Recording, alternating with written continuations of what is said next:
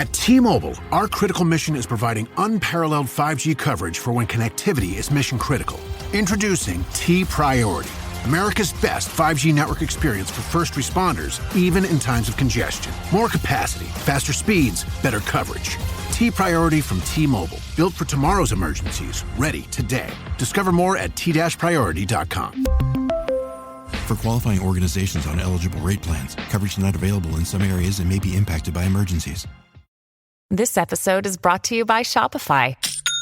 Forget the frustration of picking commerce platforms when you switch your business to Shopify, the global commerce platform that supercharges your selling wherever you sell. With Shopify, you'll harness the same intuitive features, trusted apps, and powerful analytics used by the world's leading brands. Sign up today for your $1 per month trial period at shopify.com/tech, all lowercase. That's shopify.com/tech. Don't be afraid to just openly talk to your child about mental health concerns. And you are not going to cause a mental health crisis by asking a mental health question. If anything, they are going to be relieved that you're willing to talk about it, and it might take some of the edge off. And I guarantee you, our younger generation is more equipped to be open about it than we are.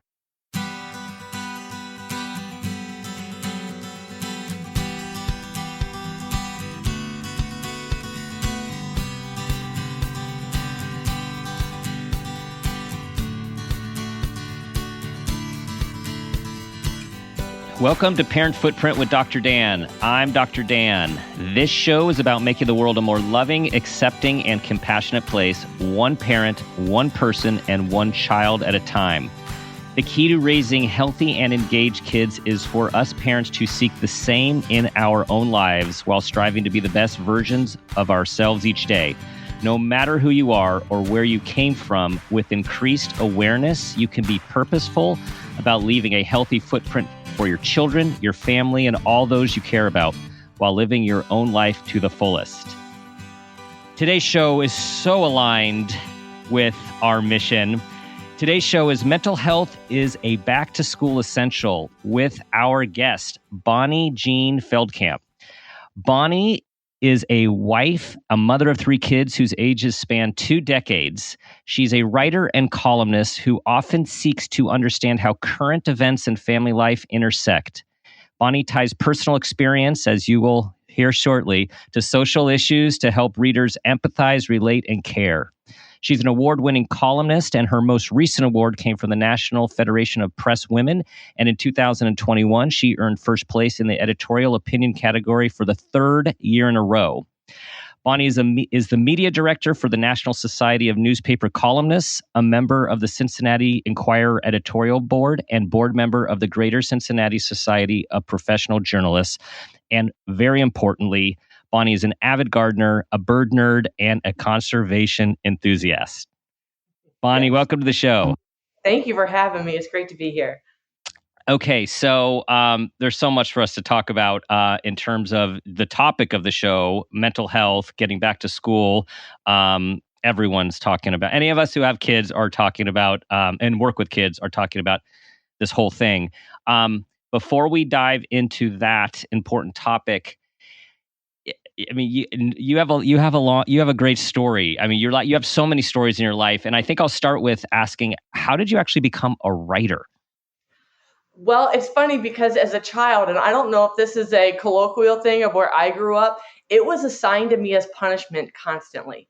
Like, I cannot tell you how many times that I was told to. I found an entry in my my sixth grade diary that said, I forgot my gym clothes today, so I had to write. And that was like, that pretty much sums it up. And even like when I was in my tumultuous teen years and I ended up in front of a judge for destroying property, he assigned me to write an essay of 10 ways I could positively vent my anger. So I think by the time it was all said and done, everybody just agreed that I was better off with a pen in my hand. Wow. And I can't say that they were wrong because it ended up just being my go-to. If something was going down, I reached for my pen. And the challenge for me actually was to learn to reach for my pen in good times because it was such a coping thing for me. Right. And I Yeah. mean, and you write with such voice. I mean, your writing is so personable, and it feels like you're just talking to me when I read your work. When you were doing this writing, I mean, I imagine at first you weren't putting your soul into. I'm thinking of Bart Simpson, like I will Sure. not be bad Right. anymore. I will not be bad anymore. Like, Totally. Yeah. did it evolve over time? It did. It did. I think sentences, I got so good at sentences, I would actually tape 3 pencils together so I could do 3 lines at a time. Oh, that's And, impressive. and then it evolved into taking creative writing in high school. My high school junior year English teacher is now one of my best friends and was a big mentor of mine who recognized my desire to write objective papers. I mean, if he signed a paper, I was like, oh, I can't wait. And I was that kid, even though I wasn't a good student. But I also was the kid who I've never taken a traditional path in my life. I do not have a college degree. I was actually homeless for 2 years after high school. My mom died when I was 7. Mm. I have so many social issues that have crossed my path that I feel like the first half of my life has been fodder. And now I'm trying to learn from it. And I'm trying to do that in a way that helps other people. I think life experience is extremely powerful. I really feel like Brene Brown's book, that Daring Greatly. Yeah. One of my favorite things she says in that book is that a social wound needs a social balm, and empathy is that balm. And I really feel like my columns every week, I strive to be that balm for some things and different topics. So that's kind of what ended up with me here. And your writing does make people feel, I want to say, like normal. Like you're writing about all the real stuff that is, you're writing about things you could have done differently, challenges and struggles, your kids calling you out. And it's just so refreshing to, as a parent to hear like, oh, wow, okay, it's not just in my home. Like everything isn't that beautiful Facebook, Instagram feed that we see from all these people. Right. Totally. I think that's important. And the thing that I get hate mail, but I also get a lot of supportive letters from parents to say, thank you for saying that. And I get the affirmation a lot of, you're such a good mom. And I feel like I've made so many mistakes and I've made so many mistakes. And I love that you think that I'm a good mom, but really so much has been born from the mistakes that I've made. And even like my children are 15 years apart. So I have a 25-year-old stepdaughter, a 21-year-old daughter, and then I have a 5-year-old son.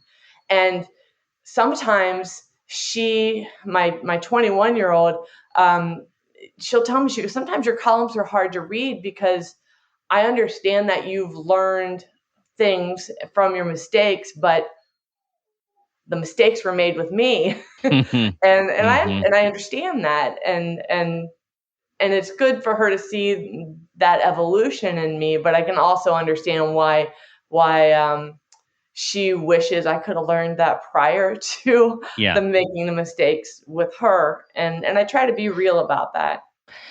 And you wrote a recent piece about that, which I do want to hit. I want to go back to this idea when people say you're such a good mom, and pull that apart with you a little bit, because I mean, like that could mean lots of different things. Like what do you think what are all the ways of being a quote good mom or a good parent? I think that your podcast earlier this summer with Carla Naumburg really hit on the parenting shame that we feel, and with her book. And I really liked how she talked about that needs to go away. And I think some of my own guilt or feeling that I don't deserve that title is because some of that shame and some of that understanding that I have made mistakes. And at the same time, I think that I'm the best mom I can be because I am willing to be open with my children and admit. I don't think there needs to be shame in parenting, but I do think there needs to be the room for humanness, for that relationship. You guys talked about how it's not a job, it's a relationship. And that really hit home for me because these are humans. These are humans that you have brought into the world, and to be human, not to be told what to do and how to grow and what their struggles are. We've chosen this relationship, good, bad, or ugly, from the day we decided that we're going to go forth having this child. And I think that's hard. I think that's hard for parents because we have our own baggage, our own expectations, our own dreams and wishes for this being coming into our lives. And it doesn't always look like that. And you have to reconcile that within yourself and hopefully create the space for that human to be an individual, no matter what that looks like. Totally.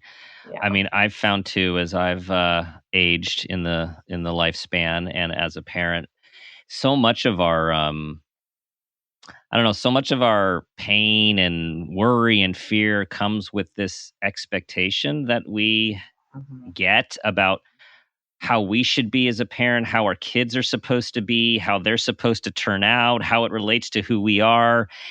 And it just seems like it gets all balled up. And it takes time to pull that apart, especially as our kids emerge into their own human beings and realizing, like, I can only do what I'm going to do. And they're on their path and they're these unique people, and it's theirs. It's not mine. You know what I'm trying to articulate here? Yeah, totally. It is. It doesn't make it easy though.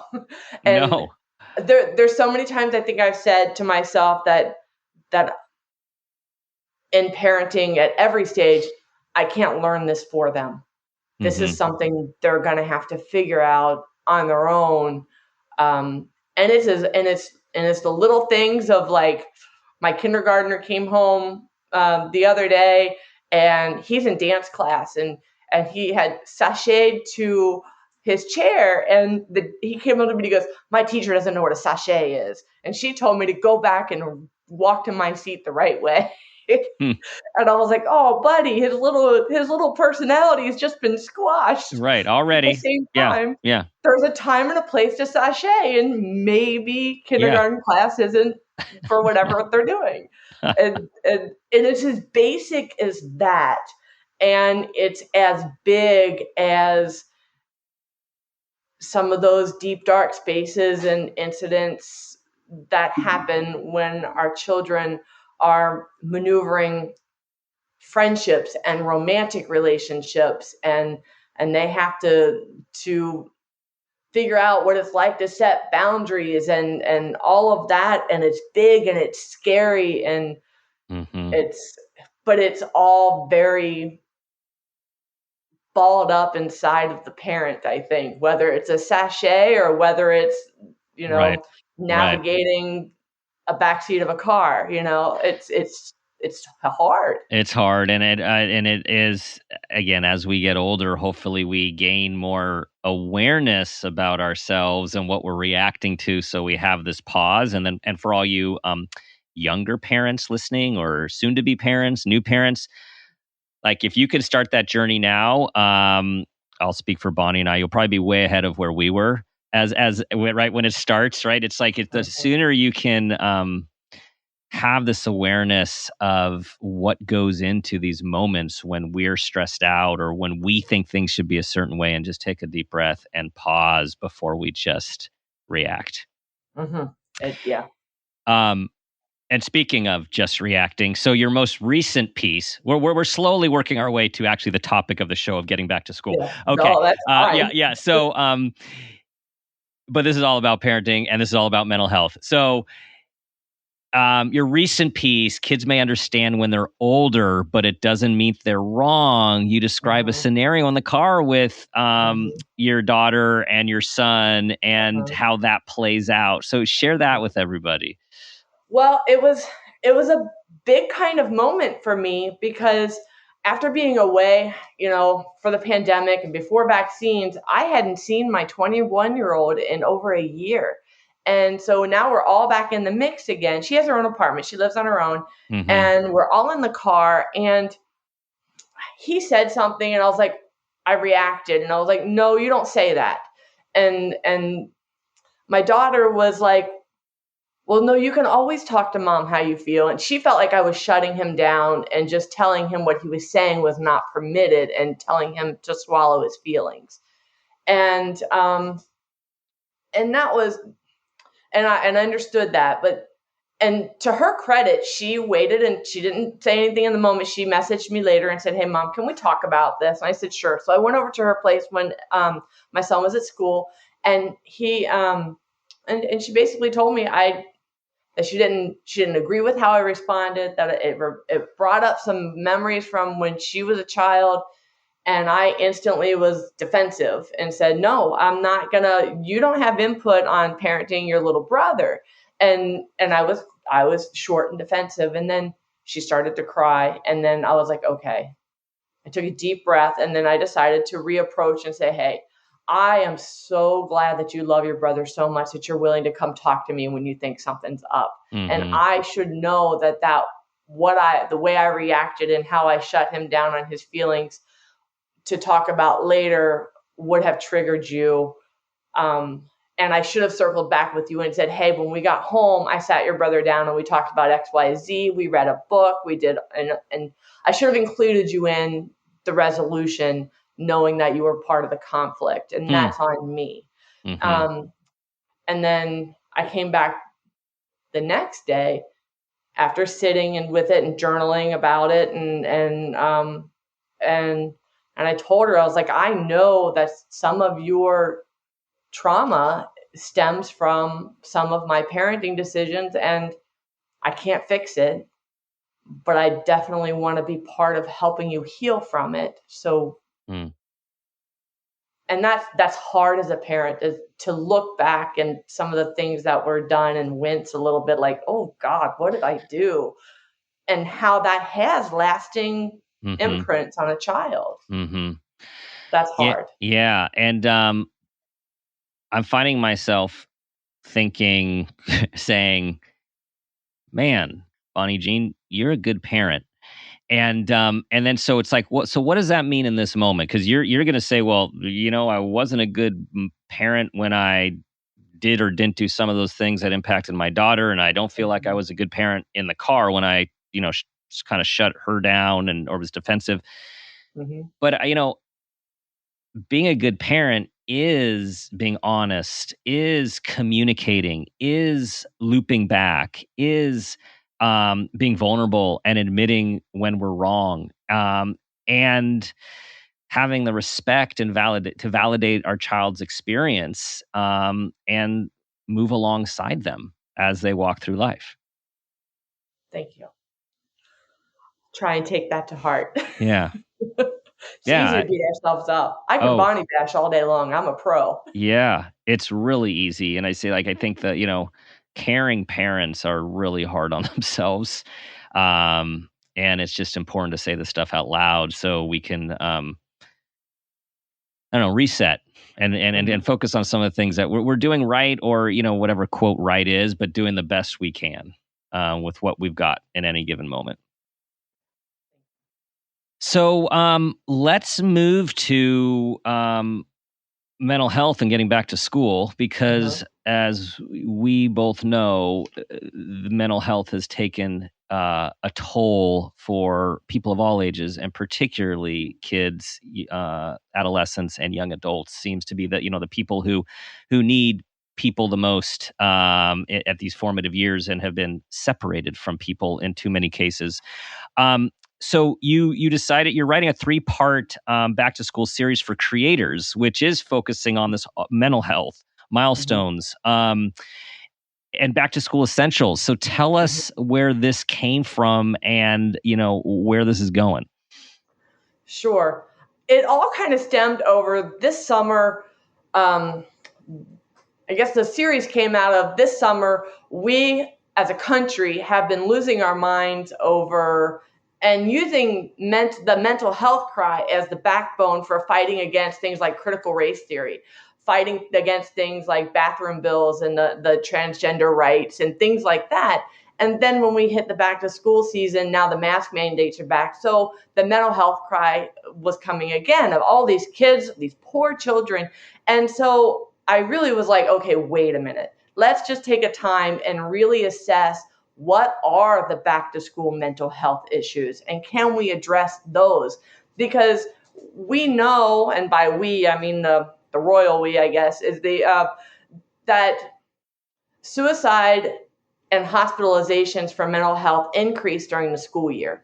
Mm-hmm. And even though there's a correlation there, doesn't mean that school's all bad. It just means it's part of the pot that gets mixed. And so we won't know the actual CDC information for another 18 months as to what that meant in the pandemic because it doesn't report immediately. Right. I mean, we'll know the hospitalizations and things like that, but not suicide rates for another couple of years.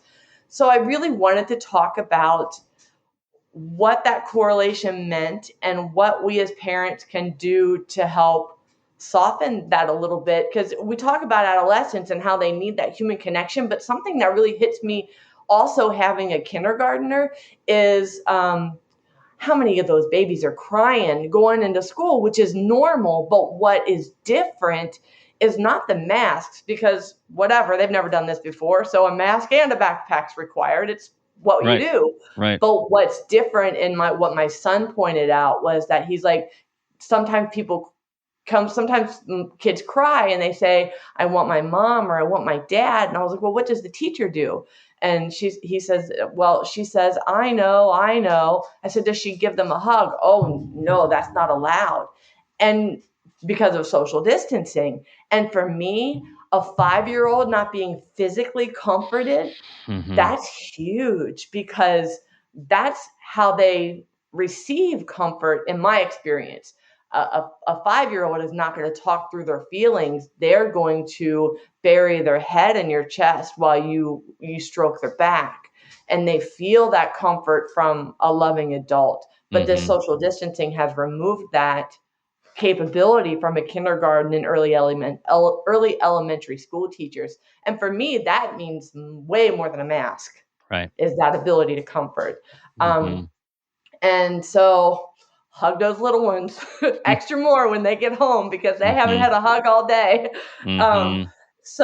And then the adolescents, definitely the spike in stress, and I like talking about building up the emotional equity as a parent. And those are in small conversations that happen, whether it's after school or in the car or however, that checking in with them. How's it going? How you doing? Because my kids handle things very differently. I had my eldest, she acted out. I knew when something was going down with her. But my middle child, my 21-year-old, she acts in. Mm-hmm. And I did not recognize that as a parent, which is why I wanted to write about her mental health crisis as a junior in high school, because I had no idea. Mm-hmm. I knew she didn't like school, but I had no idea how dire the situation was, because she didn't like her older sister. Her older sister would explode and we would have, Hiroshima right. in the kitchen. Mm-hmm. And we knew, okay, it's time to address this. But she didn't. And so I didn't see it, didn't relate to it. So that was hard. And it seems what you're getting at and what you got at in that piece that you wrote about her is, not knowing the signs. And mm-hmm. so when we don't know the signs, or we don't know what to look for, we don't know how to offer help. Mm-hmm. And again, like, some kids are better at showing distress than others. And so what do you say to people? What do we need to be looking for? Like, what are those signs of mental distress? I think that one of the big things is keep talking to them, even if they shrug their shoulder and say, I don't know, and go into their bedroom, still keep trying to check in with them. And the big sign that I overlooked was personal hygiene. My daughter, to get her to brush her hair was a challenge. And that's for a 16-year-old, or get her in the shower. And I took that as, oh, she's being a stinky teenager, because, teenagers are stinky. And that's, you always hear that. You're like, oh my gosh, my son's room, I walked in and it was awful. But if they are struggling to the point where they can't even brush their hair, something else is going on, because people do not inherently have the motivation to present themselves poorly to the world. I think that's something that there's something going on. And I would have never known that was a mental health distress signal until I learned that the hard way with my daughter. I thought she was just being lazy. I had all those horrible thoughts that instead of, oh, there's a mental health issue going on. Right. And sometimes, there is it's a fine, murky line between, we're like, oh, teenagers, like irritable, lackadaisical, not caring, through some of those kind of teenagerish behaviors. And then when it crosses the line, and, it's like some of these things, like you're saying, is all of a sudden hygiene changes, poor hygiene, particularly when you're at that age where that seems to really matter, where all of a sudden there's lower energy. There's sleep challenges. There's not much eating, or there's a lot of eating. Again, sleeping a lot, sleeping a little. And then where your mood changes. So it could be someone who is really outgoing, all of a sudden gets really withdrawn, or someone who is withdrawn gets really sort of explosive. Like, these are all things for us to be aware of. And as you point out, depression, suicide rates, like, they seem to correlate with the school year. Again, we're not saying like there's a cause. It's more of a correlation. There's lots of stressors and other things. And this is only increased with the pandemic. The unthinkable losses of life, and the frequency in the pandemic, there really aren't any words. And so, you're writing about all the things that we need to be thinking about for mental health. So, like, what else should we, like, what are, you talk about masks, you talk about vaccines, you're not afraid to talk about the things that we need to talk about, right? And like, so what are these more of these most important things for mental health as number one in getting our kids back in school? I think being accepting of who they are and what they are interested in. And that sounds really basic and simple, but being engaged with those things and who they bring home as friends. I guess, for example, I feel like that's one thing that I have done right. You're giving yourself credit for. You're giving yourself credit for this. Yeah, okay. I'm taking credit for this because I asked her. I said, I feel like I got this part right, and she goes, "Yeah." She goes, "You're always good with my friends, and no matter their nationality, their culture, their belief systems, whether they were LGBTQIA, it did not matter. They were welcome in our home." And one of my daughter's best friends in elementary school, he was gay. They even had sleepovers. I talked to his parents, and I think people were like, "Oh, now wait a minute, what if?" And I'm like, well, let's meet these people where they are, and they are best friends. And my daughter's not straight either. So I was like, what's the big deal here? And I really felt like that was something none of my kids ever had to come out of a closet because they were never in there to begin with. I always took the approach of, from day one, the jury's out and they'll let me know. And so it just kind of evolved. There was never a conversation. There was never like, "Mom, I have something to tell you." It was, "This is my person." I'm like, okay, wonderful. And that's kind of, if you can remove that barrier from an adolescent, I think that's one less thing. That's one less thing. Well, and I love this idea of your kids not having to come out of the closet because there never was one in the first place.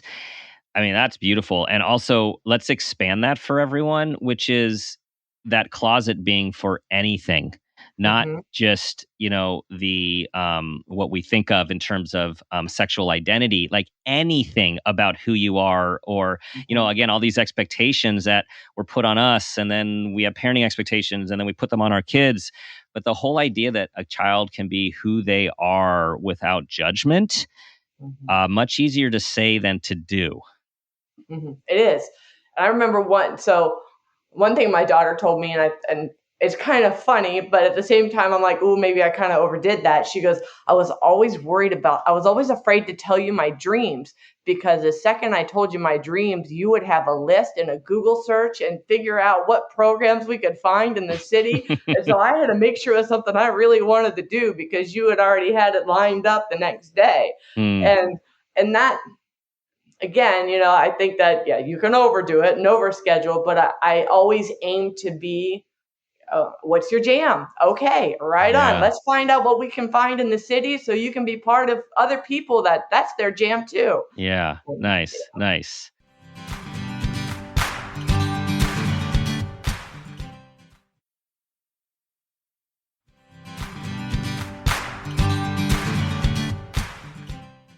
So I'm hearing, in terms of mental health in the school year, is little kids, people need to be touched. They need to be comforted. They need touch. They need physicality. I'm hearing we need to listen to our kids, and accept who they are, support who they are, show interest in who they are. Um, what else? What's in the other the mental health school box? And you don't have to have all the answers. Mm, It's okay. yeah. And it's okay to even admit that in the moment, to kind of, I've never heard that before. Oh, I've never encountered that before. Let me sit on this for a minute, or even, I guess, don't make assumptions.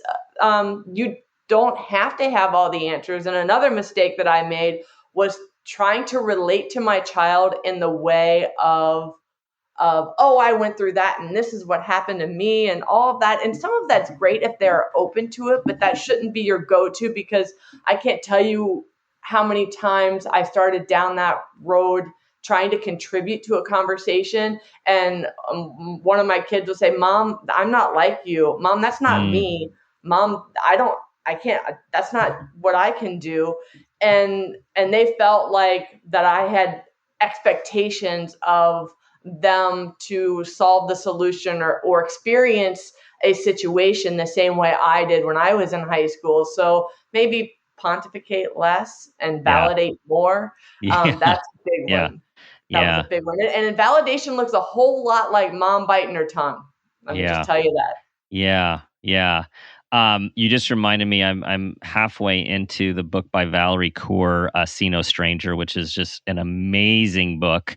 And the part I just finished was about listening, and she talked about, in this one interaction, with these racist people, she realized in hindsight she was spending so much time trying to convince them of her point. She wasn't spending enough time really listening to who they are, what they were about, and where they were coming from. And I think, just to draw that parallel with our kids, we're so quick to go into, okay, hear what they're saying. I've got a couple experiences for that, and I'm worried about this, so I need to go right here. And we unintentionally, with good intentions, lose those moments, those opportunities to really just listen. Yeah. I'm also thinking of, it was a supervisor, I believe, a supervisor of mine, who said, so what do you say when you're driving and your kids in the back seat are saying, hey, so and so has been having parties, and so and so's, or I was at this party and people are starting to use drugs. And parents in the room are like, well, you asked this, who is it? Da da da. And he's like, no, you say, mm-hmm. And you just want to keep them talking and feeling comfortable talking. And we've all been there as parents. Gosh, I've been there so many times, is listening, and all of a sudden I just have to say something. I say something, and there they go, the conversation's done, right? Just because you kind of stop it. Yeah.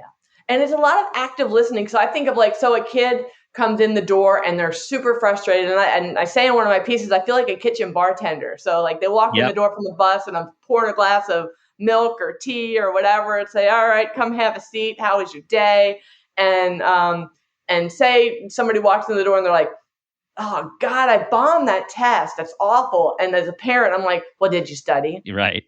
And then what do? They shut down because then they feel attacked and defensive.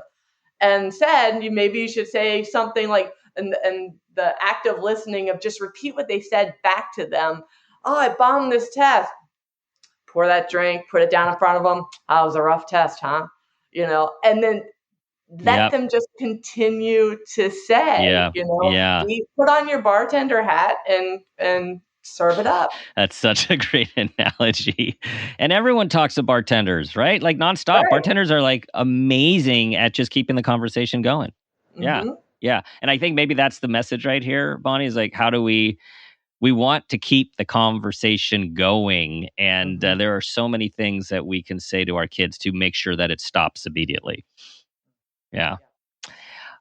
Let's talk about masks. This is a big topic, depending on what part of the country you're in. But also, I think across the country, there's these questions of are masks, impacting our child's development.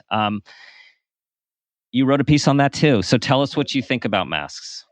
I think that developmentally, my concern initially going in was those younger kids learning to speak and they need to see your face. And I actually bought my son a mask that has a window in it. So, when he can't articulate his R's and things right, so he can be seen, but he doesn't like them. He wears the cloth ones anyway.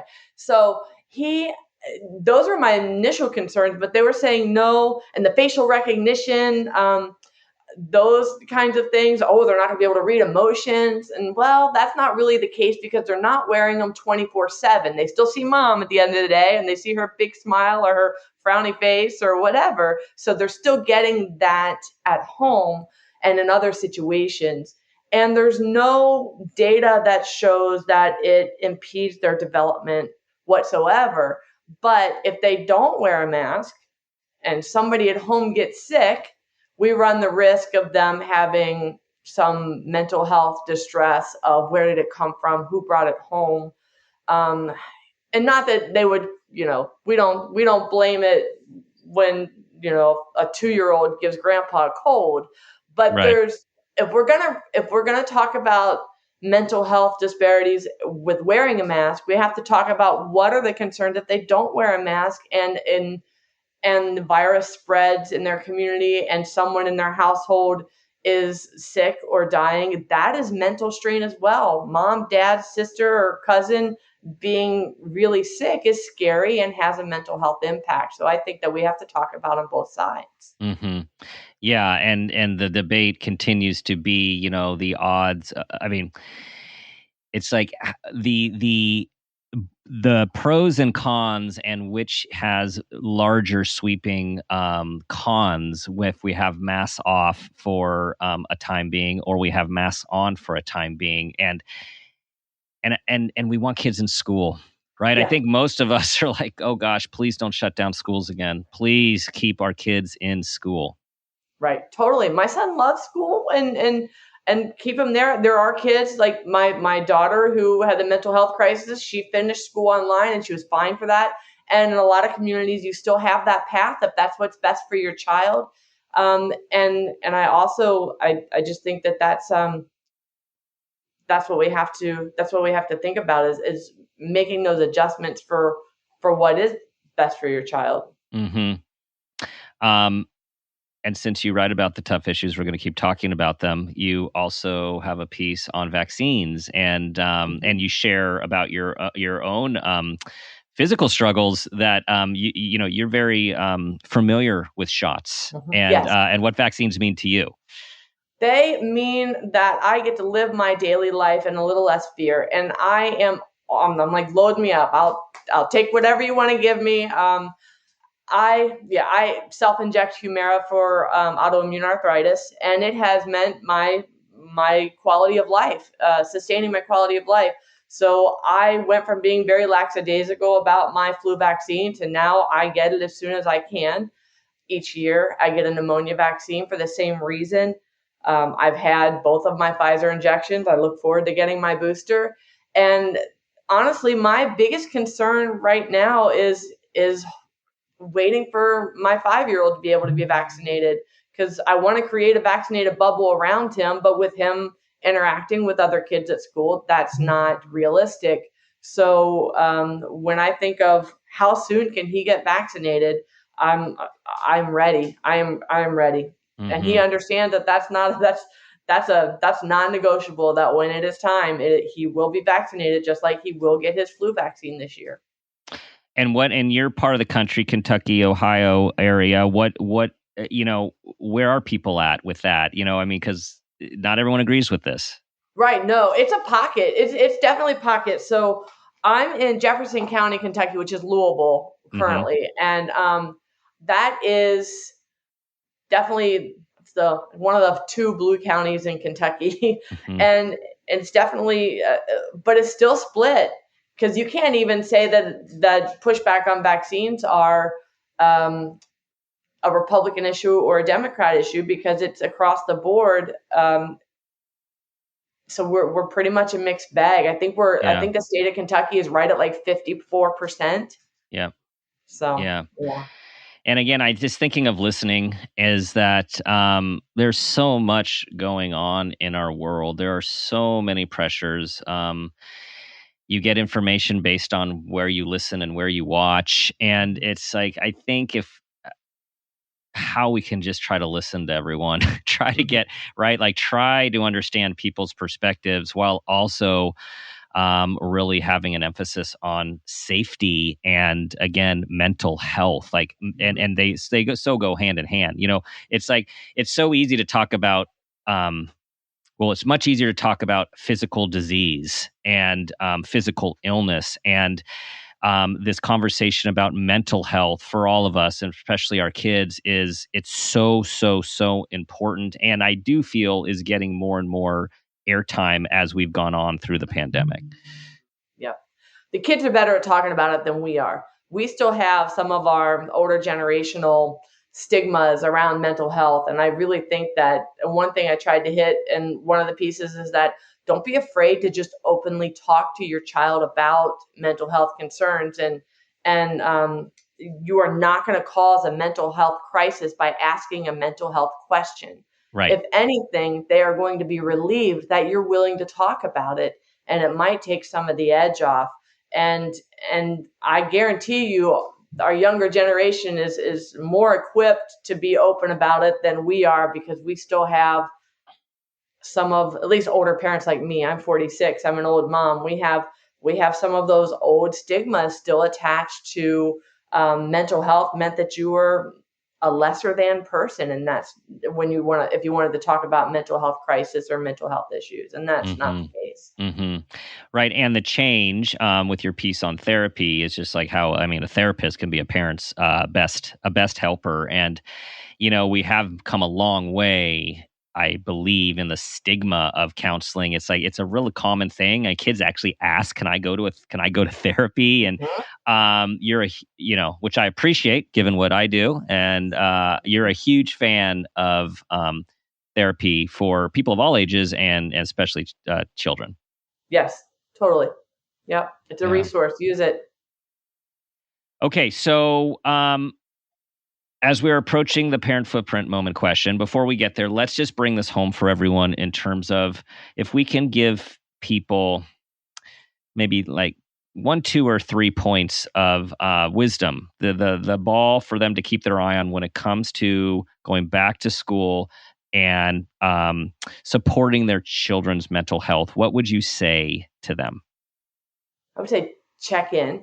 Mm-hmm. Don't be afraid to check in. How's it going? How you handling freshman year? It doesn't have to be a deep, heavy question, but it can get the ball rolling. Check in. Be aware of sudden changes, and whether it's hygiene, personality. My eldest, I didn't realize until recently, she would throw up every morning before 8th grade. Middle school was really hard, for her. She even, and we supported what she needed to do because of her anxiety going into middle school. She had a big poster board and made a checklist of all the things she needed to do in the morning and put it on the back of the front door. So she would stand with her backpack on and make sure she had everything in a row. Look for little, I don't want to call them ticks, but little moments like that where you're starting to see the stress ramp up, that if they're asking to put a checklist on the back of the front door and you hear them gagging on their toothbrush every morning, you might want to check in. Or if the hygiene tanks, that's probably time to check in. And your little ones, it's hard. What I do with my 5-year-old, because we're trying to identify feelings and understand those. He's at that age of big emotions, but not quite able to label them. So in the car on the way home, the questions I ask him is, tell me one thing that happened today that made you giggle. And he'll tell me. And I'll say, tell me one thing that happened today that made you angry or sad. And then he'll give me an anecdote. And because a lot of times I'll say, how was your day? Great. Well, what did you do? I forget. Nothing. Yeah. So get creative and use those car rides, because they don't feel like they're being stared down in the car or on the spot in the car. You can just kind of talk while you drive. Nice. Yeah. So stay connected, ask the questions, and look for any changes in functioning, which can trigger a greater need for support. Okay, here we go. Bonnie, parent footprint moment question. Yes. Tell us about a time that you became aware of yourself as a person, as an individual, as a parent, an awareness of your parents, and that new awareness had a positive impact in your life, your kid's life, and those you love. Okay. I thought about this a lot, and I'm actually going to use a very recent example because it was one that kind of blew my mind. I was in a workshop recently, and they asked us to share a childhood memory, and the happy childhood memory. And the memory that came up for me was sitting on the couch with my mom. My mom died when I was 7 in a car accident, and she crocheted Afghans, and I was under an Afghan blanket, and I would always put my toes under her bottom or behind her back. I would just dig like right underneath her. And I remember her laughing and teasing me about it. And that was and the person that asked me, why was that such a moment for you? I said, because I really felt like I belonged. Like, I can't remember. That's the moment that makes me feel the most sense of belonging. And my 5-year-old son always has his feet on me, and it drives me nuts. I'd be like, oh my gosh, why? Even if he was in a stroller parked next to me, he'd reach out and put his foot on me. And that was such a connection to that moment that it was amazing to me to have that clarity of what that meant. And then at the same time, my 21-year-old asked me, she's like, Mom, she's like, I feel like all of my, she goes, you were really snuggly when I was young. And then right around, she's like, even said around age 7, like elementary school, that stopped. You were very like, oh, it's time to grow up. And the physical affection kind of stopped. And then both of those, and in that story, the mental clarity of what the trauma of losing my mom at age 7, and the fact that my dad was a very stoic man and not a physical affection person, that's probably when my physical affection really got cut off. And I had interpreted that into my parenting as, oh, you're 7, it's time to, right. Now it's time you mature and you do these things. And that's what it means to grow up. And I probably hadn't thoroughly processed my own trauma. So I am amazed at how much being a parent, whether you like it or not, will really expose you to some deep spiritual soul searching and learning about who you are as a person, because those values will present themselves and manifest in your daily life and how you parent. For sure. Man, you just tied so much together. And this was a recent awareness, huh? That's awesome. Yeah,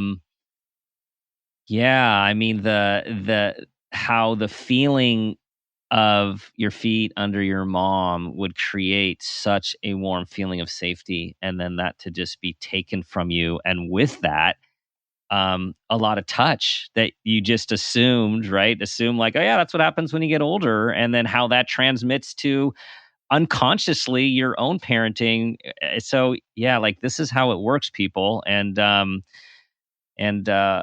Jean is inspiring us to keep growing, to keep trying to be our best, and to really be honest and authentic as you are, Bonnie, in all of your writing. So tell everyone where they can. They're going to want to read your essays. And hey, guys, here's the other wonderful thing about her pieces: they are short for people like me, that you can get like right through it. It like packs a punch, and you're not thinking, when is this thing going to end? You never think that. Oh, thank you. Yeah. Well, you can find me at writerbonnie.com. That is basically my handle everywhere, whether it's Instagram or Twitter or my website. It's writerbonnie, writerbonnie.com. Yeah. And the creators, the series. Tell us when we can look for that. That it is the first 3 of the 4 are up on the creator site now, and depending on when this podcast publishes, the 4th one releases on Friday, so they might all be up by the time this goes up. Yes, they are all going to be up, everyone. So check those out. Yeah. And they are syndicated across the country, so they might even be in a newspaper in your neck of the woods. You don't know. I'm not sure. And there's a link directly on the front page of my website at the top to all of my syndicated columns. So if you just go to writerbonnie.com, you'll go straight there. Awesome. Writer Bonnie, you've been Writer Bonnie ever since you were young, right? Pre-vocational, right. Writer Bonnie. Well, thank you, Bonnie. Thanks for sharing yourself with us today. I appreciate it. Thank you. All right, everyone. That concludes another awesome conversation. If you liked what you heard, pass it on to others who will benefit. We love having you part of our community. You all inspire us every day. We all inspire each other just to be the person we want our child to become. We're going to make mistakes. The goal is to keep growing, to be vulnerable, and to just know we are all on this journey together. As always, I'll ask you to ask yourself the question I ask myself every day. What footprint do you want to leave?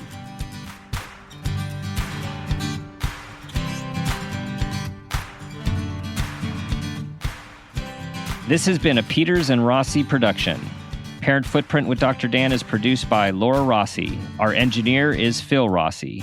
Theme music is Strummerman, composed and performed by Pro Tunes. Artwork is by Garrett Ross. Follow us on Instagram and Facebook at Parent Footprint Podcast, and on Twitter at Dr. Dan Peters. If you are an advertiser interested in advertising on our show, go to midroll.com/ads. For more information, go to exactlyrightmedia.com. Listen, subscribe, and leave us a review on Apple Podcasts, Stitcher, or wherever you get your podcasts.